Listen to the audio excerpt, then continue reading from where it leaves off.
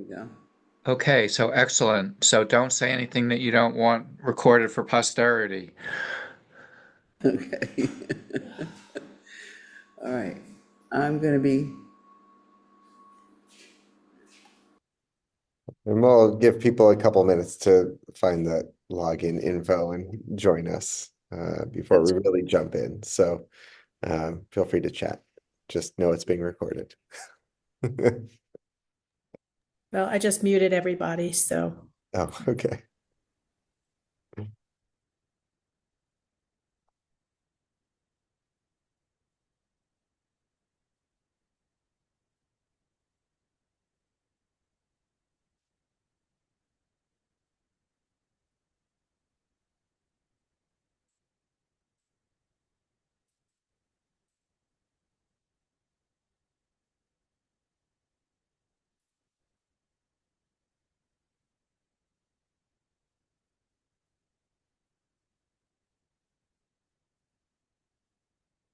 right. Well, welcome, Keith. You're muted, but I assume you asked how I'm doing.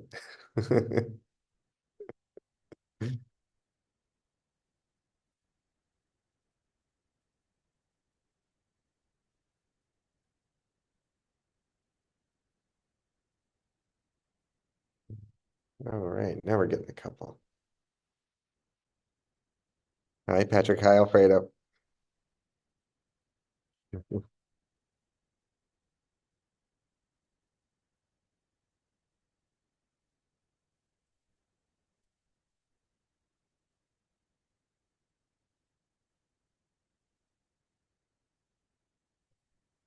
see that Al and Joel are just waiting to join audio, but they are here with us.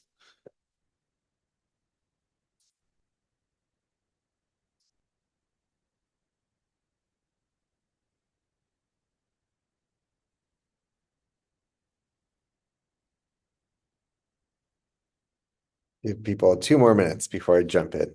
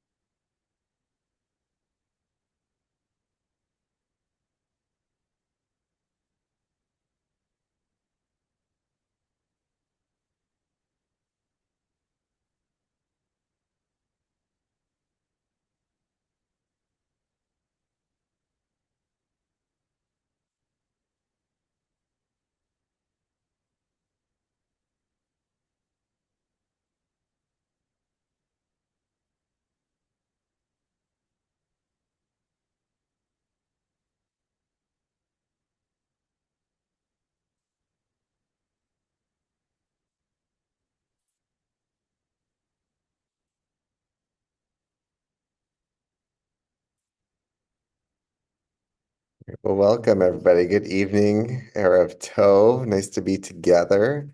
I'm hoping that throughout the night you'll have a chance to unmute and share and react and converse and all that kind of stuff.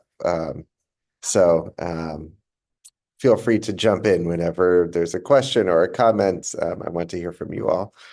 Um, and excited to look into this idea of aging and resources from our tradition on this part of life and this reality that hopefully we all get to do. Um, that's the goal, right? Even if it might be difficult. Um, and I also want to thank Stuart Sotsky, who came up with an idea of doing some focus on aging with classes and panels and that sort of thing. So while we are going to spend some time looking at some Jewish texts and rituals around aging tonight, this is certainly not going to be the end of the conversation or of the learning that we're going to be doing together. So I wanted to first ask people to go around, share who you are, and if there's something in particular that's bringing you joy at this moment. You can share that, big or small. We can sort of popcorn around. So I'll call on somebody and then you get to go. And then once you're done sharing, you can call on somebody else who has not yet had a chance. So Rabbi Jake, and right now, something that's bringing me joy is one of my children has decided she loves to act like a puppy, which includes barking and trying to lick you. And as kind of gross as that is, it's still very, very funny to watch. Gina, I'll call on you. And remember to unmute when it's your turn. Hi, I'm Gina Schoen, and something that's bringing me joy these last few days is I slept well, and so that just has made my day. I will call on Mindy. Thanks, Gina. So I'm Mindy Gastalter, and what has brought me joy over the last couple of days is that I actually got my port removed a week ago Tuesday after having it in for a little bit more than 2 years. So that brought me joy. And Mindy, who are Oh, you? sorry, my turn. June. I'll call on June.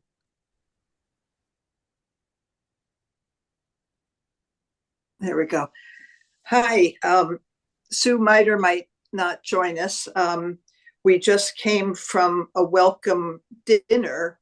The Jewish community at Riderwood, where we moved this summer, is so big that they have an organized welcome committee with dinners and all kinds of things. So I came back with some rugula and guilt and meeting some new people, and it felt nice to extend the community where we are. But I forgot to tell them about your talk. I'm sorry, Rabbi Jake. We would have had more people here tonight. They can listen to the recording. Yes, they can. I'll put that out. Okay. Let's see. How about Keith? Are you on? You need to unmute, Keith. Okay, I'm here. Keith Cohen. And what brought me joy in the last couple of days is the visit from my son who lives in Chicago. He had a business meeting he had to go to in Philadelphia, but he decided to first stop in Washington and spent the night last night with me. We went out to dinner to the Parthenon restaurant. We had a wonderful meal. And then during the day, we went to the Phillips Collection and saw a show they have called Conversations from the Vault. So anyway, I really enjoyed the visit and it brought me joy.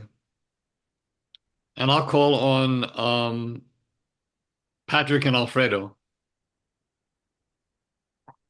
I am Patrick. I'm Alfredo. I didn't have a lot of joy until Mindy's joy, so I'm going to be like, I'm joyful for Mindy's joy. She's port free. Yes. So I will share. What brought me joy the last couple of days, I was down in Texas visiting my extended family. My dad turned 86, and so he threw himself a party, a birthday party, with over 100 people. And I got to teach my nieces and nephews and some of my sister-in-laws a line dance that we all did outside of the party. We had our own party within the party. So anyway, that's what brought me a lot of joy. And we're going to call on Al and Joel.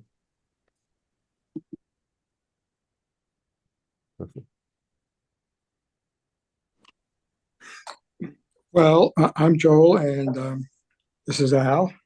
And we are in our 80s, so getting up in the morning is quite a joyful experience. And being able to go to bed at night is even more joyful. And I don't know who else is on, so I'll just pass it on to somebody else.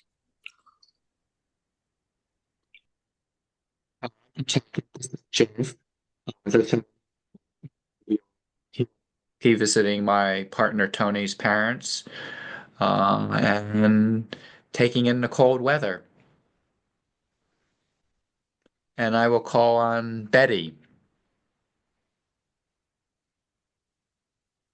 who needs to unmute herself. Yeah, trying. There we go.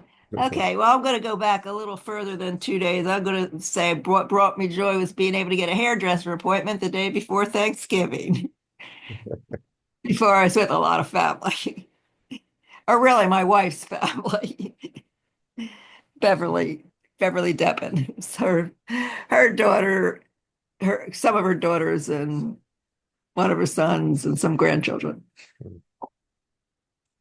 Thanks. All right. And I think Judy, would you like to go? Sure, I'm Judy Solomon. What has brought me joy, and I've thought about this for a while everyone else was taking a turn, and that is having wonderful friends around who are so willing to help me out when I need it. Very good.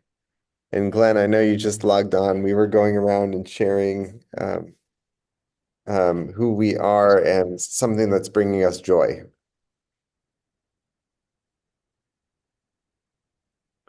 So Glenn, if you have anything that you would like to share, please feel free.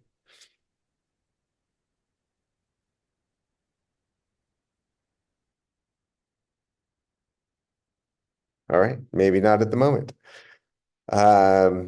Well, once again, welcome. I'm glad that we have this time together. I'm going to start with some Jewish text, surprisingly enough, um, and a text sheet that I did not compile, but was compiled by Rabbi Marcy Block, that has hopefully some good wisdom there. Oh, I'm having a moment with sharing. Hold on one second. I got a new computer and now it's not letting me share. So we will troubleshoot in a moment. All right, can you see my screen? Yes. Okay. All right. I don't know how much of it you can see. Maybe is it just this one document or is it my whole desktop? The one screen. Okay, great. So this is a text sheet by Rabbi Marcy Block, and has some really, I think, interesting and some challenging Jewish texts on what is age in the first place. What do we mean when we talk about age and what comes with it? So we're going to look at first some ancient texts and then go more contemporary. But we're going to start with Pirkei Avot, which is part of the Mishnah, about a 2,000-year-old Jewish text. And this is she brings as trying to answer the question is what is age according to Judaism? So according to this text, I'll go right to the English unless anyone would really like me to do the Hebrew. It's continuing a discussion with Rabbi Yehuda ben Tema. So it just goes on to say, he used to say, evidently this was a regular saying of his, 5 years is the age of the study of scripture, meaning the Torah and the Tanakh, right, the Hebrew Bible. 10 is the age for the study of Mishnah. That's the text we're looking at right now. 13 is the age for observing commandments, which maybe doesn't surprise us given bar bat mitzvah, right, is taking on the commandments at the age of 13. 15 is the age for the study of Talmud. That's a more complicated rabbinic text. 18 is the age for the wedding canopy, right, the chuppah. 20 is the age for pursuit.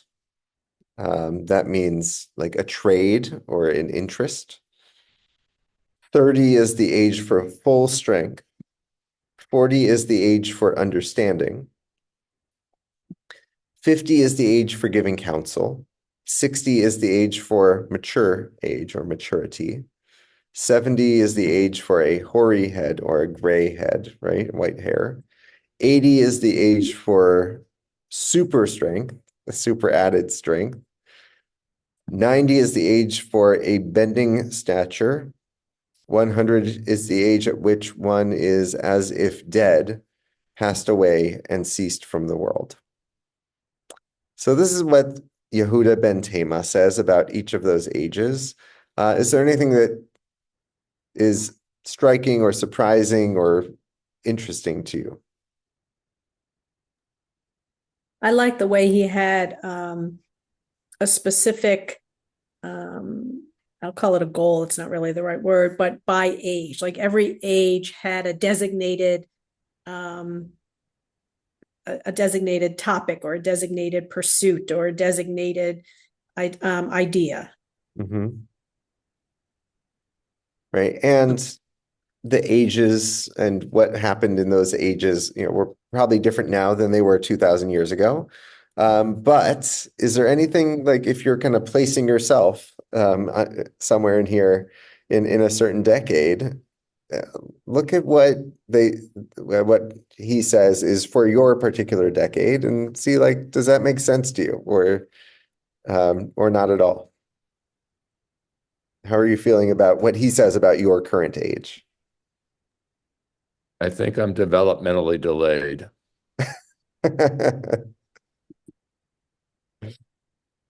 I find that the idea that 40 is the age for understanding and 50 is the age for giving counsel to be interesting, as if we're not understanding and giving counsel throughout our decades. Yeah. That seems a little arbitrary to me. Mm-hmm. I do like the order of things, though. That first you gain understanding and then you're able to give counsel. Because I think that often it doesn't happen in that direction. So even if the age is a little bit off, I do like that understanding comes before giving advice. I have of late been having trouble with things that are laid out so linearly. Mm-hmm. And I find in my life and observing others, for example, grieving, it doesn't go in a straight line. There's back and forth and back and forth. And especially living in a place as we do with so many seniors, it feels like we've gone backwards sometimes, some people. And so while I appreciate that you should have understanding before you give advice, I also don't quite feel set in my gray years yet. Mm-hmm. Or not. Yeah, it's something about the linearity of it that I think doesn't ring true for me. I really do vary quite a bit. Yeah, thank you. Does it revert back in any way to there's a time for everything under the sun? And this spells out what different. Oh, you just muted Judy. It spells out what different times might be for. Yeah, I love that. So from that quote from Ecclesiastes, from Kohelet, a time for everything under the sun and a time for every purpose, right? We might know from the Birds song. And so now we're saying, what are some times for different things? I think we could definitely see this text in conversation with the one from Ecclesiastes, which preceded this text, and presumably the author knew quite well. Yeah. One thing that struck me is 20 is the age for pursuit, right? Essentially knowing what you want to do, right? What do you want to be when you grow up? And knowing quite a few people who in much later decades have found other pursuits, right? That it's not just one pursuit that you follow or even one profession that you follow throughout your life. I'm thinking about a number of my classmates in rabbinical school who were second career students and are wonderful rabbis now, having been all different kinds of things previously. So I think, June, I'm with you that the rigidity of this, or the linear nature of it, doesn't quite work for me, and I can see things kind of going in a lot of different decades, not just one in particular, and then you're done with it. It's interesting building on what June said about it being too linear. Even with it being too linear, it nonetheless captures the idea of transitions. And as I've gotten older, that's the thing that's resonated most with me. Whether it's a linear path or not, it's a bunch of transitions, a bunch of new doors that you pass through, maybe back and forth. Yeah. And some of those transitions are not easy to do, right? If 30 is the age for full strength, right? That's not something you can expect in your 80s, but that's not necessarily an easy thing to let go of with an aging body that is not doing all the things that you used to be able to do. Doesn't mean we can't keep trying. Right. Right. But there are pains that weren't there before that are probably, might not be going away. And that, so this is saying that it is the nature of the person to age in a certain way and to transition from one thing to another. And then the trick is accepting those transitions that maybe we can't do anything about. I think it's also a matter of acceptance, right? Just knowing that, we may not like it necessarily, but life is, as Patrick just said, it is transitions. And so just to know that's what it is and to accept those transitions, if it's a little harder getting out of bed every morning, like Joel and Al said at the beginning, in their 80s, they're glad they could do it. So you just have to accept the fact that we all get older and age and your body changes. So. Okay, well, let's keep going with some texts. And I love this one from Bereshit Rabbah, which is a midrash, so a body of literature that comments on the Torah, with this little pithy quote that says, "Some people have years, others have old age." And one does not necessarily mean the other. So in that vein, I wanted to go to this description of two different terms that we find in the Torah itself for aging or for an older person. And one is zaken, which relates to the word for beard in Hebrew, and one is seva. So the Torah doesn't tell us really at what age this person becomes a zaken or a seva, but it does seem to point that zaken refers to a wise person that is not necessarily based on age. So seva is much more aligned with age, and zaken is much more about what you have gained over your years and what you might then also add to the world, right? What kind of wisdom you might share. So I love that there are these two terms, and it's also an acknowledgement that it's possible to go through life and not gain a whole lot of wisdom. And it's also possible to gain some wisdom through life experiences, no matter how long one's life is. And we tend to think of them as sort of in step with each other, but I think it's also important to separate the two out. And to see, no matter what age we are, what wisdom we have gained, and what might we give back into the world. It's also an encouragement that if we are feeling those years, if we're feeling like a seva, like an elderly person, let's say, whatever that means, that maybe it's a time to also think about in which ways you are a zaken, which in which ways you have gained wisdom that you wouldn't have had were you not in the realm of seva.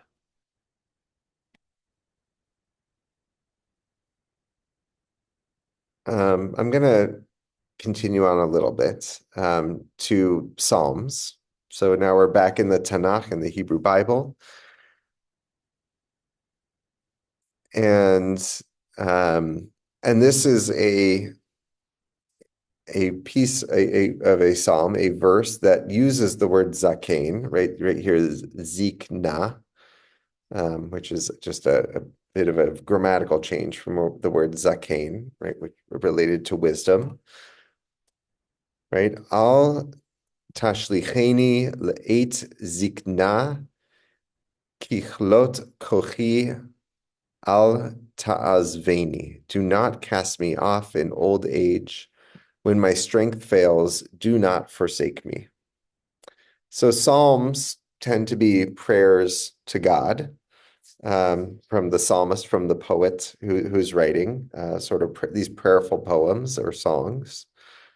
But we could certainly see this as a plea, yes, to God or to some mystery out there, but also as a plea to our world or our society or our family or our friends, right? We could just as easily be addressing any of those with this plea that whatever age we attain this zakainness, this wisdom, that we hope that even if our strength is failing, that we're not forsaken, right? That we're not cast off, which is not a given in our society, right?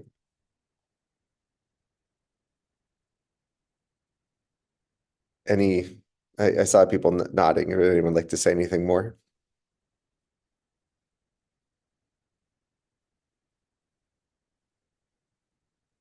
I think with modern medicine, I mean, people live long, and so there's a greater likelihood that you're cast in the role of a caretaker. And I think that's not an easy role. And so in our modern society, I think it's easier to forsake the old because many people live into circumstances where it can be very demanding for those who are taking care of them. Mm-hmm.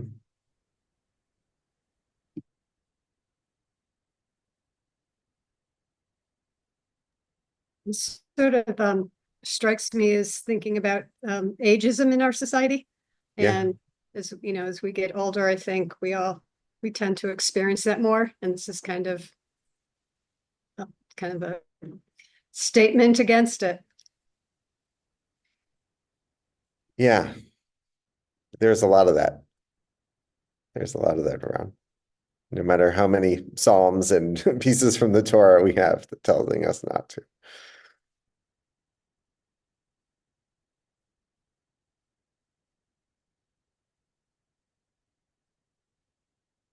Let's look at Leviticus. So this is from the Holiness Code of Leviticus 19. This is also where you find phrases like love your neighbor as yourself and do not place a stumbling block before the blind. These are ways, the heading is Kiddoshim Tihiyu, that you all should be holy. You as a community, as a congregation should be holy. And so what does it mean to do that? And then it outlines some of those mitzvot, of those commandments. And so this is the context in which we find this text from Leviticus 19. You shall rise before the aged and show deference to the old. You shall fear your God. I am the eternal. This uses seva, which is right here, and then also zakein. So this is an example of both happening in the same verse, and is also in the format of biblical poetry, which essentially uses this different words to say the same thing twice. So biblical poetry tends to be a little bit repetitive. So it'll make a statement and then use different words to make a similar statement. So I think that's kind of what we're seeing here, right? That mipnei seva takum, rise before the seva, right? The elderly. That's the haradata pnei zaken, and yeah, show deference to the wise, or you might say like the sage, which I think has some at least age to it. And then there's this phrase at the end tacked on, right? From you shall fear your God, or be in awe of your God. I am Adonai, or I am the eternal. So what's that about, right? How do you have this phrase about honoring those who are elderly, and then this last part of the verse, which is all about being in awe of or fearing God, right? How do we square the circle here?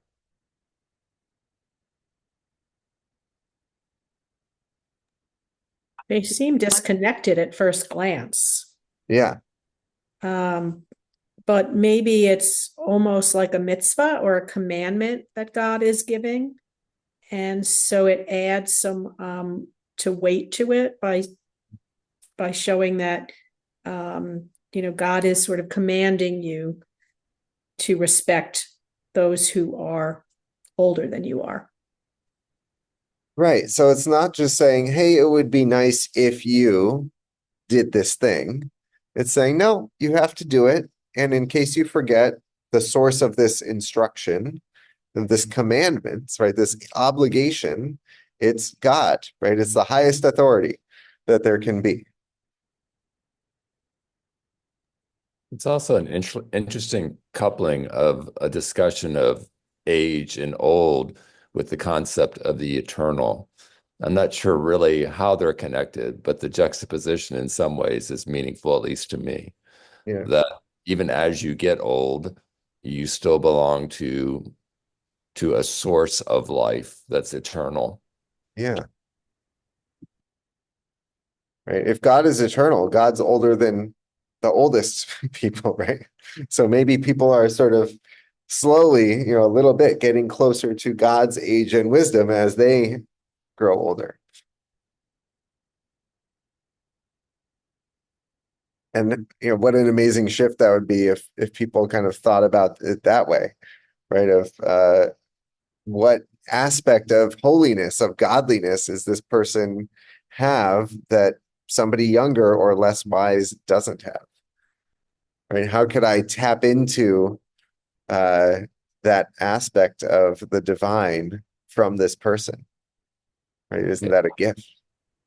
It's interesting because every time I fear death, I try to find solace in the idea of an eternal. That's my go-to spot when I'm afraid of death, is the idea of an eternal. It reminds me of a piece from Tuesdays with Maury by Mitch Albom, where he's telling a story about a couple of waves that are that are going along their merry way in the ocean, and then they look ahead and they see the waves in front of them, right, crashing and ceasing to exist, and so one of the waves gets really anxious, right, really nervous about death, right?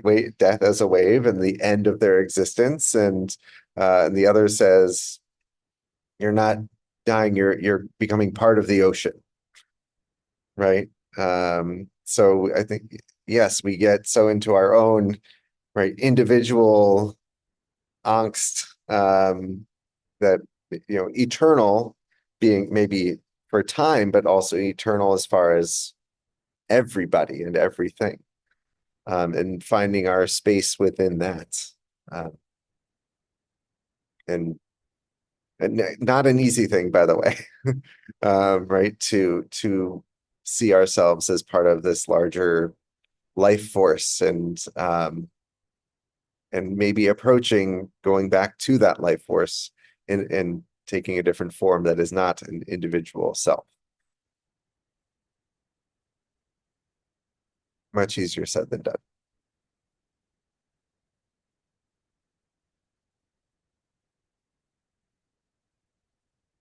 So we get a piece from the Talmud now, from Brachot 8b, from a section of the Talmud that deals with blessings. So this about a 1,500-year-old text, which says to show respect to an old man who has forgotten his learning through no fault of his own. For we have learned that the fragments of the old tablets were kept alongside the new tablets in the Ark of the Covenant. Right. So in the tabernacle which is set up in the book of Exodus and that the Israelites take with them throughout their journey, they have an ark that they carry with them, which later resided in the temple in Jerusalem, right, in the Holy of Holies. And the tale is that the tablets that Moses brought down from Mount Sinai were kept in that ark. But not just the intact set of tablets, but also the first set that Moses, as if you might recall, shattered when he saw that the Israelites were engaged in the idol worship with the golden calf. So it wasn't just the whole complete tablets that were in the ark, but also the shattered ones. And so the Talmud says, okay, well, what are we supposed to learn from that? That somebody whose memories, whose brain, whose mind might seem fragmented, shattered even, right? They are not who they used to be. They have lost their learning, maybe lost some of their identity, that they are not to be cast off, right? That the Ark of the Covenant teaches us that to respect that which is fragmented and that which is not as whole as they once were.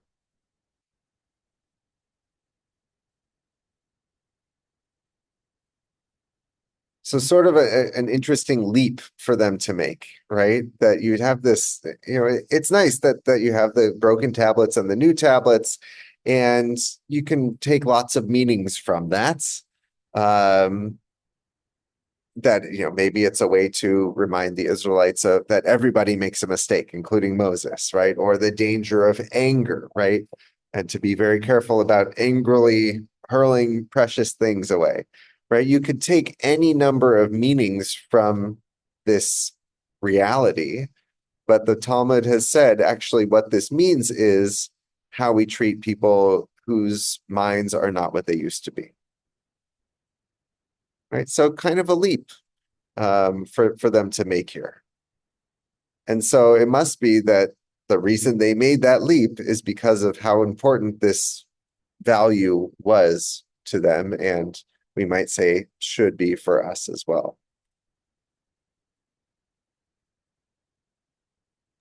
It's also interesting because a lot of people who have cognitive impairment, a lot of times what they can remember is the old. Yeah. They have a hard time remembering the new. And so it's an interesting concept how it relates to cognitive impairment, how they related the two together. So yeah, that the old is there, right? It's there in its fragments, but perhaps at a certain time in aging and depending on one's mind might seem more whole than the new and the current. Maybe this could also be seen as almost like a response to that other one that we just did. This one from Leviticus, or one more? That one, the Psalm, do not cast me off in old age. And it's sort of like saying that there's still value in older and fragmented people. Absolutely. And I think that we can, although this seems to be speaking specifically about one's learning and one's mind, we might also expand that to those whose bodies aren't working the way that they used to, or the way that they would like them to.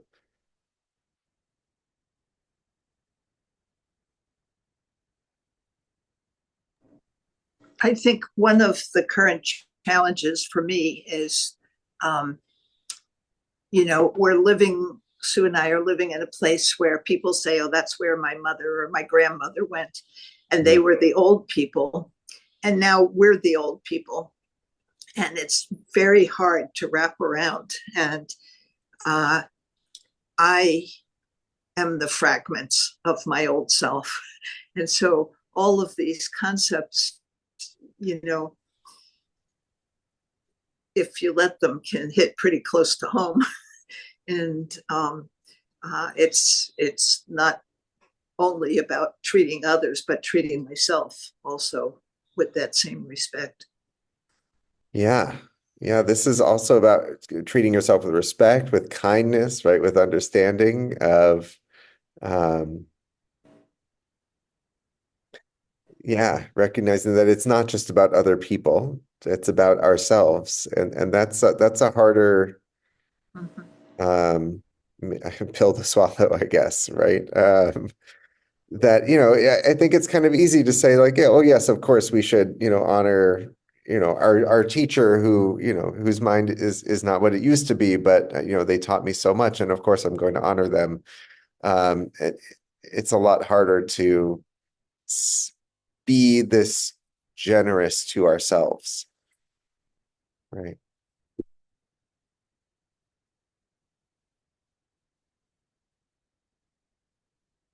Or maybe even those who we are very close to, right? Who we knew in youth and see aging, right? Whether that's a spouse or a close friend or a sibling, or a colleague, right? It's somebody who we have those very close memories of what they used to be or who they used to be, and finding it in ourselves to accept them for who they are now, whatever that looks like. Barbara? I have an entirely different thought, Yeah, please. but I agree with all of these, and it just struck me, and it's because of this season of the year. I'm sure that everybody has watched Scrooge and the ghost of what's to come. And in looking at this, it kind of seems to me that as we age, how do we hope we're treated, especially if we're in a state where we don't have the memories and we don't have the cognitive abilities we used to have?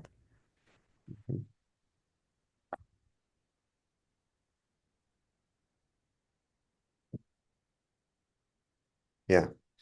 And some of that can come out in ways that we communicate with our loved ones, right? Whether that be an ethical will or an advance directive, or those kinds of documents. Some of them also you can't dictate, but you can certainly hope people will do, and that you've done what you can as well for those who are in that state. And it's not really what we can do, but I guess it's again when you look at the golden rule, which doesn't really exist, but we would hope to be kind. We would hope that others would be kind to us, so we need to practice that kindness now. Mm-hmm.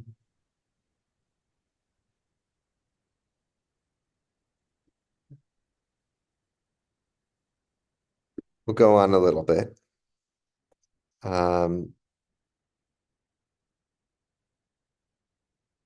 And so I want to take a look at this piece from Gur Aryeh Halevi from the 17th century, who's speaking about in the Ten Commandments, right? Honor your parents, your father and mother, in the way that the Torah says it, and why it's there, right? So he says it's natural for old people to be despised by the general population when they can no longer function as they once did, but sit idle and have no purpose. This is a strong, I don't know what the Hebrew is, but this seems quite, I don't know, harsh in the wording. He says, and so the commandment of honor your father and mother is given specifically for this situation, that it's easy, let's say, to ignore people, right? To put them on the outside, once they reach a certain age or stage in life. And to look at, that it's not necessarily people who are adding value to the economy, who, if you listen to certain politicians, right, they're a drain on our resources, and you can fill in the blank, right? So, yes, it's harsh, but I think he's tapping into a way that people tend to talk about the elderly in certain stages of life. Certainly exaggerated now that people are continuing on beyond what they used to with their long lives and the resources that are required for their lives to go on. And so he says, because it's easy to or natural to kind of cast these people aside or look down upon them, that's exactly why this is part of the Ten Commandments, right? It's not commanding us something easy, it's commanding us something that goes against our nature, that goes against how so many other people function in our society, right? That it's countercultural to actually honor those who are older than us and to do so in a real way.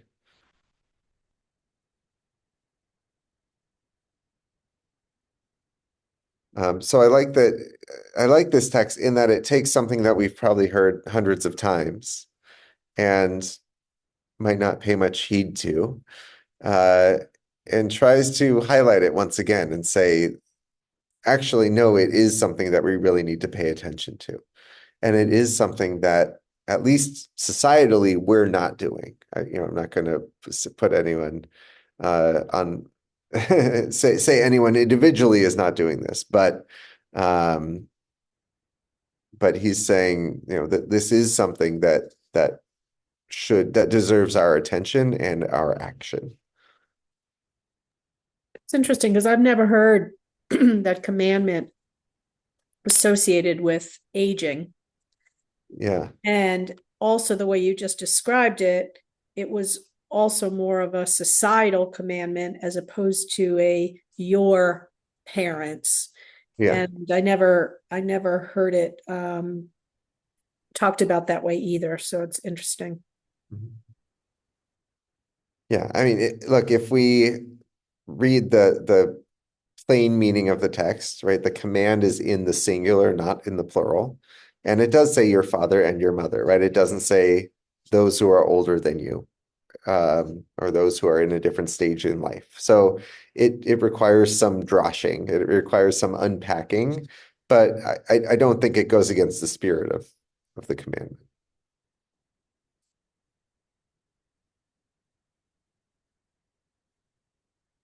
So let's go to a more contemporary text, which is Rabbi Abraham Joshua Heschel, who lived in the 1900s, died in, I believe, 72, who taught for many years at the conservative seminary and wrote prolifically.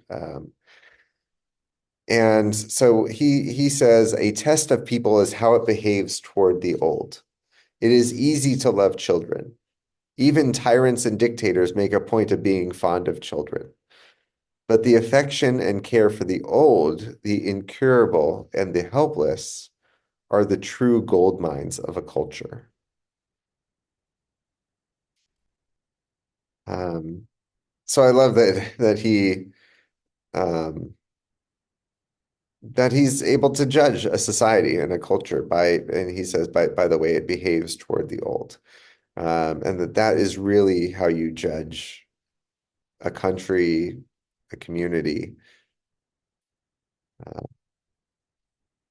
I have my own things for how I judge certain places. Like I used to say, I judge a Mexican restaurant on its salsa. And you can kind of fill in the blank for yourself. So I like this idea of having a mark for, how do we judge a culture? And that one of those measurements is how they care for the old.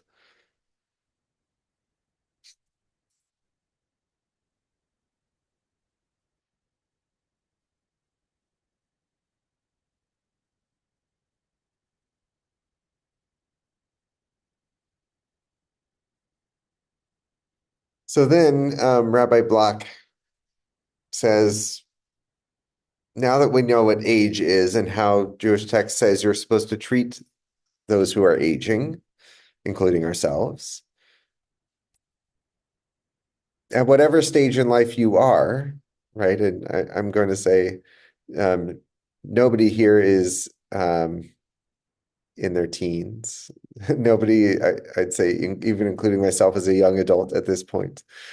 So what should we be striving for at this point in our lives? And so Rabbi Nachman of Bratslav, who's a Hasidic Rebbe, is certainly no longer alive, hasn't been for quite a while, so that you should not look at all the best things in your life and say, now I will improve myself. Rather, you should look at your positive traits that you have gained and dwell up your goodness. From there, you can say, now I will prove myself. So in looking back at the goodness in one's life, he's saying, not that you should get better and better and better, but you get to sort of prove who you are in your existence and say, this is who I am right now.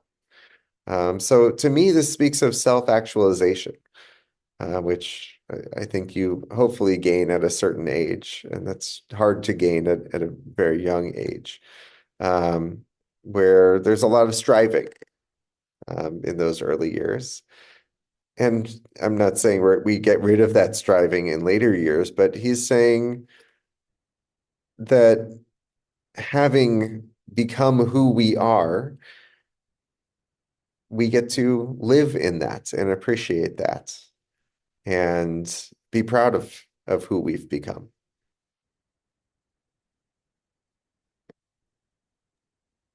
There's a great poem that has that same concept, and I believe it's called "When I Am an Old Woman, I Shall Wear Purple." Mm-hmm.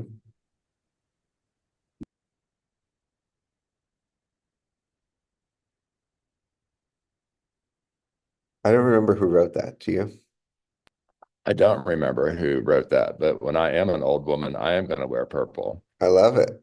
And as well, you should. Although I might say, why wait?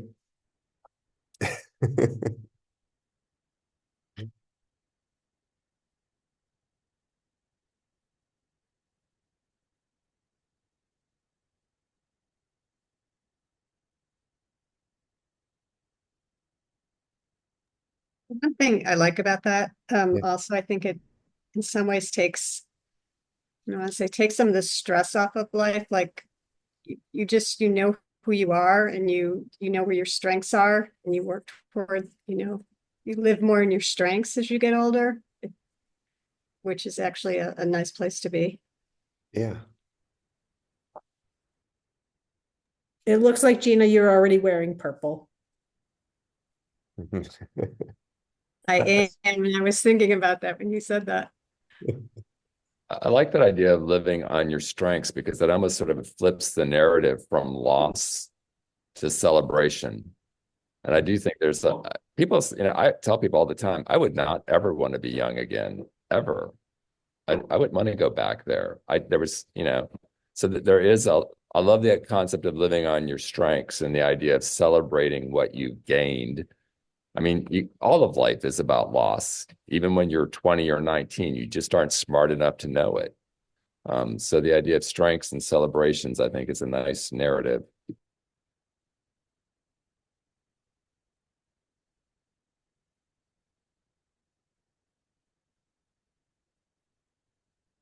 The poem, by the way, I just looked it up, is called Warning by Jenny Joseph.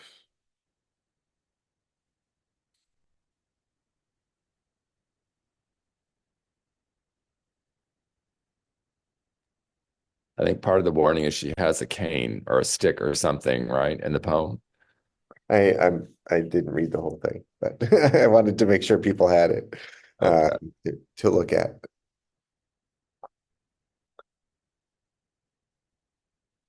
So let's go to this quote again by Rabbi Abraham Joshua Heschel, a longer quote, but valuable, I think. according to all the standards we employ, the aged person is condemned as inferior, conditioned to operating as a machine for making and spending money, with all other relationships dependent upon its efficiency.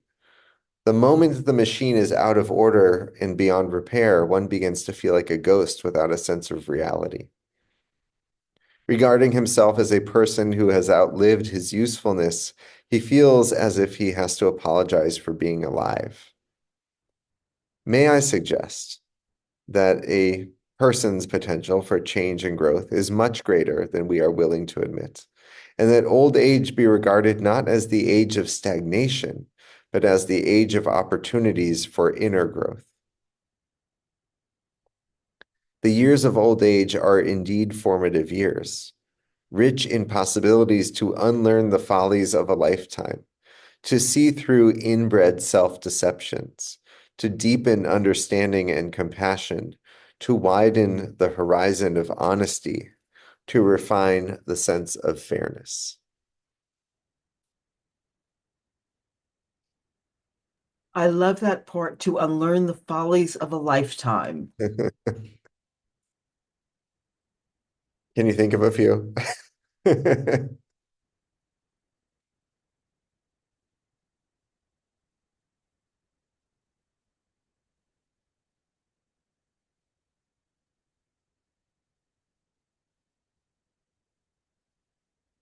Yeah, and I love this reframing of it's not stagnation, but there's at least potential for inner growth. That when we are, as they say in the rat race, it's hard to focus on one's internal life, whether you call it your spiritual life or, as we said, self-actualization. But once removed from that machinery, as Heschel puts it, we actually have the opportunity to go inward and to say, what have I been neglecting? Or what habits have I formed that I don't want anymore? And how might I overcome them?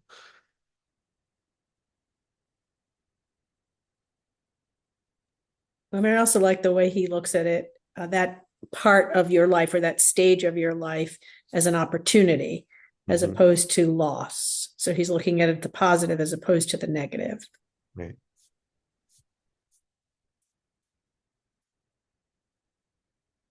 Which is not to say that we shouldn't feel a sense of loss, right? There are very real losses that come with aging.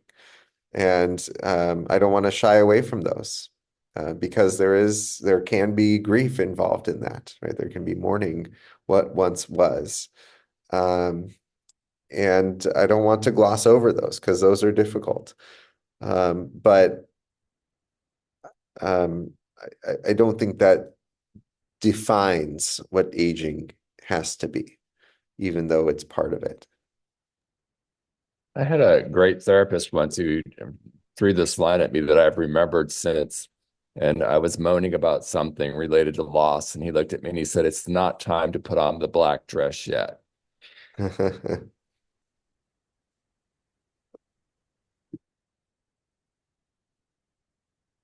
But one of the other things related to aging in this regard is not only might you lose loved ones, but you also lose many, many friends who either move away or pass on. And that's a tremendous loss for people. Absolutely. Yeah, I remember speaking to my grandmother about this. That the difficulty of being one of the friend group that was surviving, right, while the others were not, and that was a very lonely thing. That and it was ongoing, right? It was one after the other. She said it felt like that was a very difficult thing.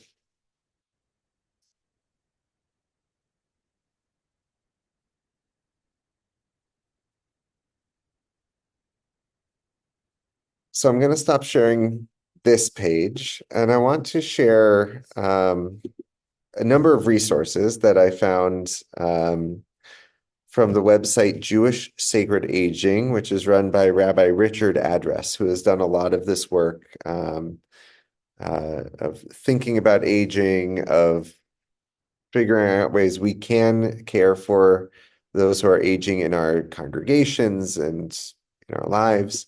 And he put together a collection of new rituals for new life stages.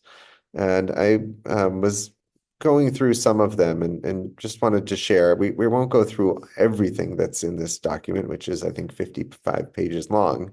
But I, in part, just wanted you to know that it's out there and it's free to utilize at Jewish Sacred Aging on his website. And it's a resource to have in your back pocket. So I'll just share the contents with you. And then if there's something that is grabbing you, we can skim down to that page and see what it is. So a lot of these are blessings or rituals that he and others have created for a variety of reasons. So a blessing of wisdom, or a simchat chokhmah, a ritual for leaving a family home,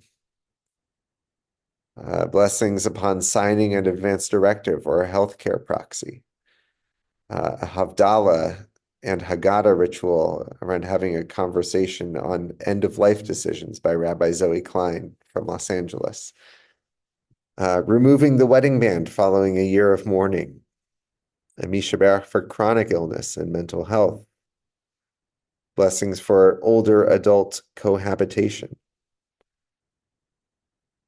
for healing and well-being, for coming out as lesbian, gay, bi, trans, and for those people who love them, a blessing for transitioning genders,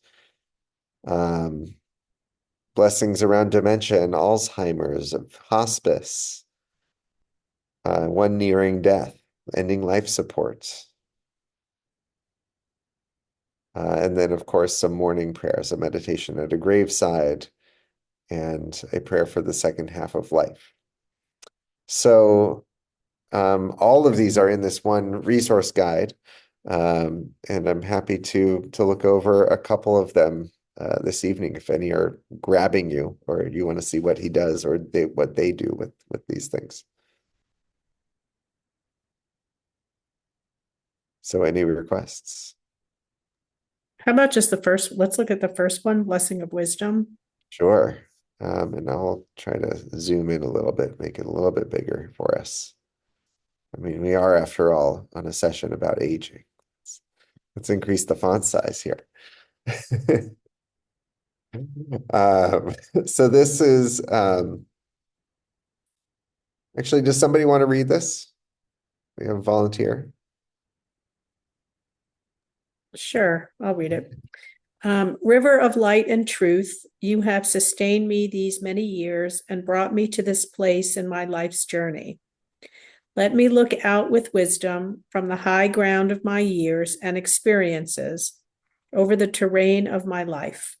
Let me gaze out towards the past and the future with a heightened sense of your presence as my guide.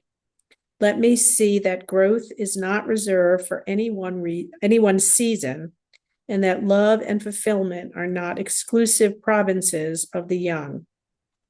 As today I celebrate my life's continued unfolding, I am awestruck by the wonder of my being. And so I pray that kindness and compassion may be on my lips, that strength and courage may be with me in my comings and my goings, and that I may continue to learn from and to teach those dear to me. O God, my Creator, as you are the first and the last, may my life ever be a song of praise to you. And then the English for the blessing is, we praise you, eternal God, sovereign of the universe. You give of your wisdom to flesh and blood. Amen. Amen. Yeah, and that Hebrew is Baruch atah Adonai Eloheinu melech haolam shenatan me chochmato levasar vadam.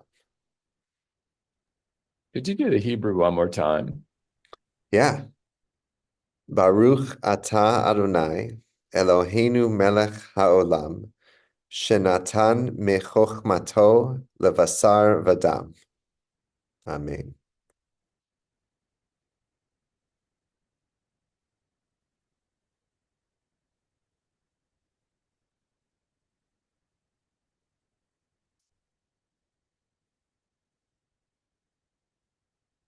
I'll go back to the table of contents to see if anyone has a desire to look at something in particular. Rabbi, I would love Yeah. to do number 2, the ritual Sure. for leaving a family home. Yeah, let's do that. This is by Michael Howald, I guess. I don't know anything about him. Oh, it's long. That's okay. Sue, do Today, you want to read it for us since you asked? Yeah, I would love to. This is obviously very personal to me. Yeah.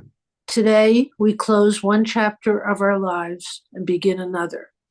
Every life of accomplishment contains many such passages, and our tradition marks these transitions with ritual and prayer. When students complete a book of the Talmud, they often linger and celebrate the fulfillment of their efforts in a lifetime filled with many chapters and completions. Like them, we linger and celebrate all we received in this house as we close one chapter of our lives and begin another. We remember with gratitude the many blessings we enjoyed under the shelter of this roof. In this home, we built a haven from the outside world. Its walls protected us from the elements. Its light drove away the darkness that crouched at night. Its warmth nurtured our love and gave us proof against the cold. We remember with gratitude these many blessings. We celebrate with joy the family we built upon this foundation. Into this home, we poured our dreams and efforts. We shared our love and filled these rooms with youthful laughter and an argument or two along the way. We saw our children's feet slowly gain their footing as they learned all too quickly to call another place their home. I guess I can't see past that. Anyway, thank you. Thank you. Across these floors, we walked and ran and danced in equal measure. We celebrate the joy with family we built upon this foundation. We honor with affection all those who crossed this threshold with us from the time we first turned the key in the lock until today. Through these doors, we brought our children and welcomed our friends and family. With those who crossed this doorway, we celebrated our triumphs and joys and shared our sorrows and fears. With them, we marked the holidays and the milestones of our lives. They helped make this house our home. We honor with affection all those who crossed this threshold with us. Today, we close one chapter of our lives and begin another. May it be your will, Adonai our God, that just as you have helped us complete the chapter inscribed in walls, foundation, and gates of this home, that you will help us begin a new chapter in a new home. When Jacob journeyed from Gilead, the angels of God encountered him. When he saw them, Jacob said, "This is God's camp." there is more. By leaving one home and making another, we know do not leave God. As we begin a new chapter of our lives, we pray that our new home will provide us with all the fulfillment we enjoyed under the shelter of this roof and upon this foundation. Ken Yehi Ratzon.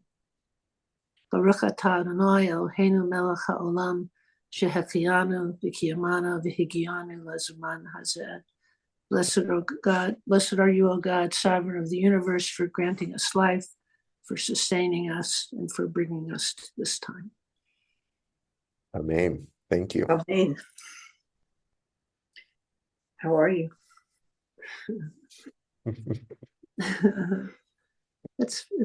It's helpful to be in the new space with a prayer. Yeah.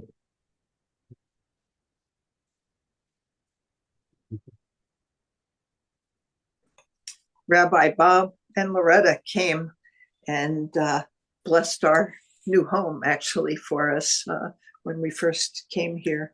It was a very sweet moment, even though, you know, he's not very mobile anymore, but it was really a blessing.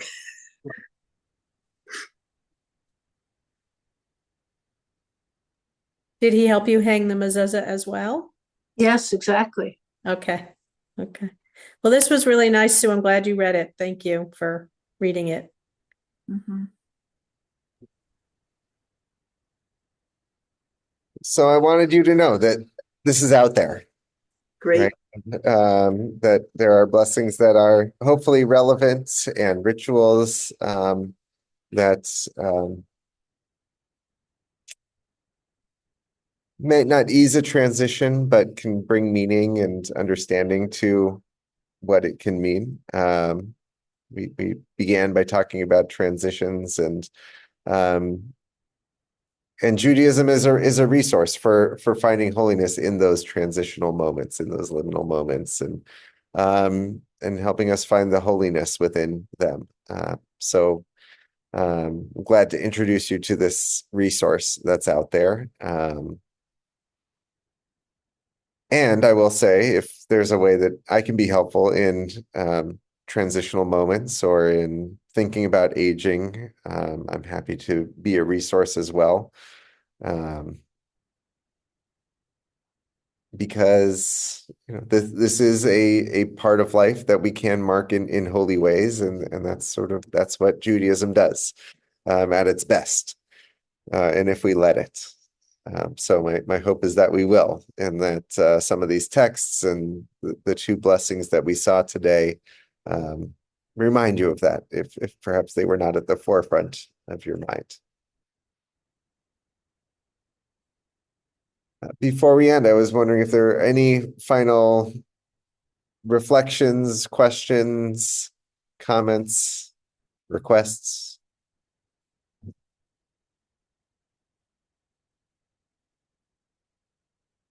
Are you going to have another program, seminar, whatever, about a similar topic? Well, we're going to be meeting as an education committee, actually in about a week, so we can certainly talk about where we go from here.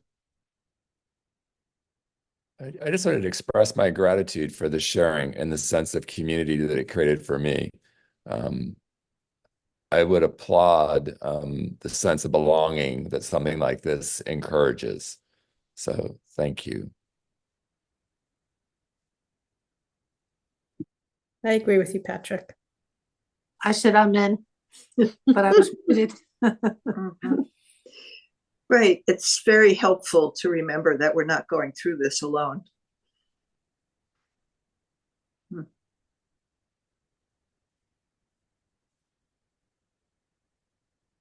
We were talking earlier about Ecclesiastes, about Kohelet, right? And one of the things, a lesser known quote from that is, Ein Hadash Tachat Hashamesh. There's nothing new under the sun. So this is something that humans have been going through as long as we've been around in some way, shape, or form. And there's some wisdom out there, right? And so we can actually honor those who came before us, whether they're still alive or not, by learning from their experience and by letting their wisdom guide us in our own aging journey. And that's actually a way to honor those who came before us and what they wanted us to know about that journey.